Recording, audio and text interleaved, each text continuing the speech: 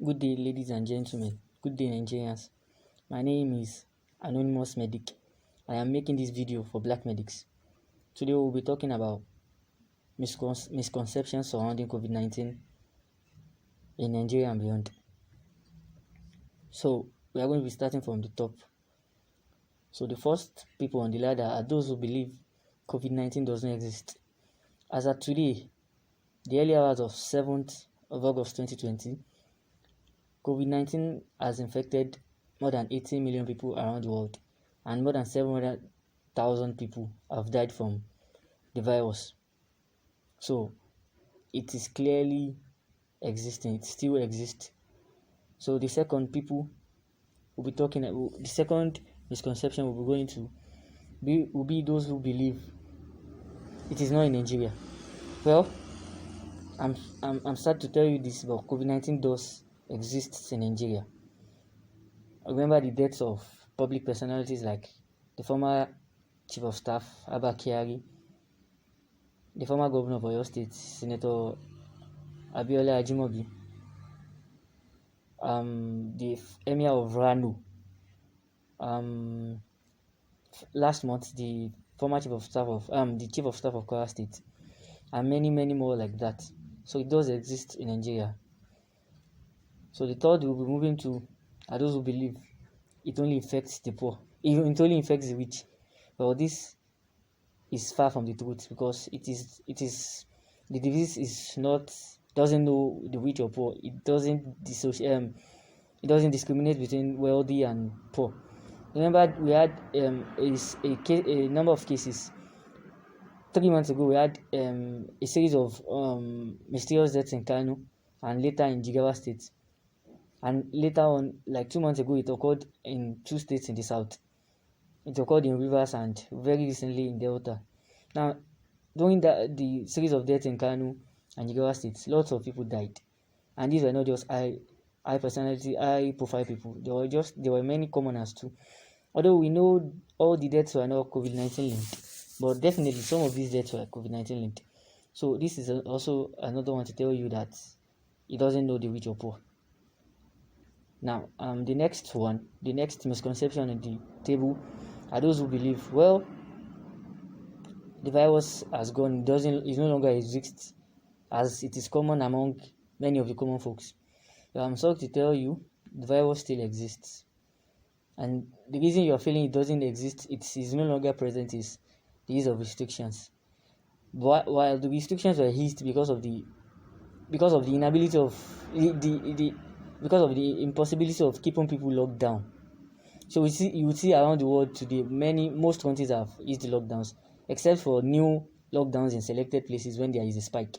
So the government had to let people go, to let people move, to let people go to the market and ply their trades, because they need to, while keeping people safe, you have to also keep livelihood safe.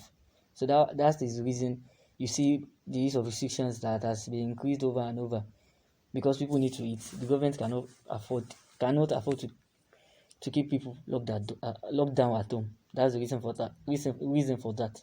Yeah. So the next misconception will be those who feel the numbers are inflated. Well, contrary to public opinion, as much as I know, the COVID-19 figures in Nigeria are not inflated. As of today, we have more than 45,000 cases. And in fact, rather than being inflated, that may even be lower than the actual cases we've had over time. And the reason is when we compare Nigeria with other countries that has a population like we do, 200 million above, we've had the lowest testing out of this. In fact, even countries with lower populations than us have had more testing than us. So it means, in fact, it is even possible that these cases are more than we think they are. So another misconception, well, people think, well, the cases are inflated, is they feel it is a means for some people, for the government, and later for some individuals, for the government or individuals in government to garner wealth. Well, I'm sorry to tell you that is very unlikely. The reason is the fight against COVID-19 itself is expensive, real expensive.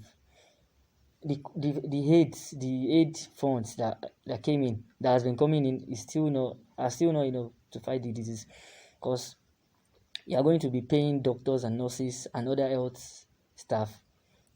What do you call it? You are going to pay them risk allowances. You are going to pay. You are going to be. They are paying for test kits. At a point when we used to, the imported test kits cost $160.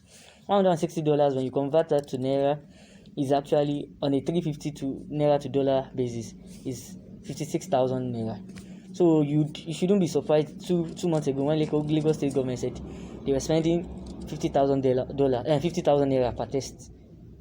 This cannot be far from the truth, because at that time all we had to depend on were imported test kits. I think recently we have now started manufacturing our own, but that's a good one there.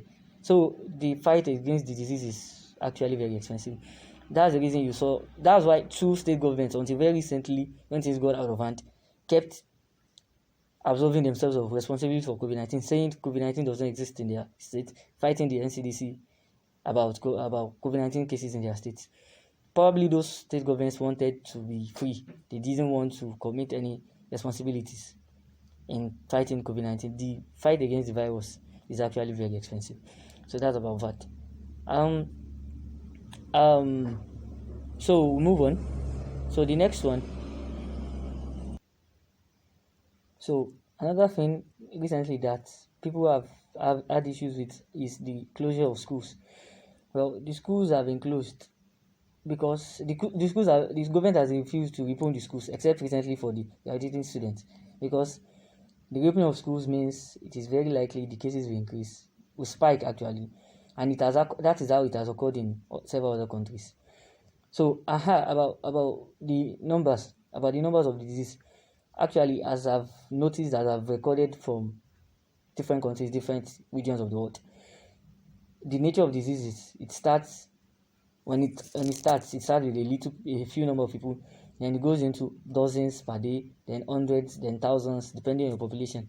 So this is the same pattern it has had in other countries, and Nigeria is not going to be a difference. Remember, we are a country of 200 million people. So 45, okay, we are a country of 200 million people, and when you compare Nigeria with countries like that, even the United Kingdom has a population of 66 million people, and they had more than 30,000 deaths. Yeah, as at early June, and they had more than 30,000 deaths. That's just deaths, not the number of cases. So Nigeria is actually not going to be a difference. Then our near neighbors or our far neighbors, as you may see, South Africa, as at today, have more than 9,000 deaths, and scientists are warning this is a signal for other African countries that things may get bad. Africa already has more than 1 million cases, or is close to 1 million cases as of today. And by the will of God, one reason Africa has had a very low death rate so far is because we have a population of very young. We have a population wherein the young people take a significant portion. So these young people actually slow down the death rate. So that's one thing you should be thankful of. But it is never a reason to be complacent, because when they don't die from the disease, when they catch the virus, they can transmit it to their fathers and their mothers and grandparents, and these people are at an high risk of dying from the virus. So this means we should all stay safe, like we have been told, and we understand that using the face mask is not easy, but we are going to be employing you, begging you to use it when you are in the public, when you are in the midst of people, when you are in a crowd. Please use a face mask. Ensure you wash your hands regularly. Don't take your hands to your eyes and ears and nose. Make sure you wash your hand before doing that. Please stay safe and maintain social distancing as much as possible. Stay safe. Protect yourself. Protect your family. It is worth it. Thank you.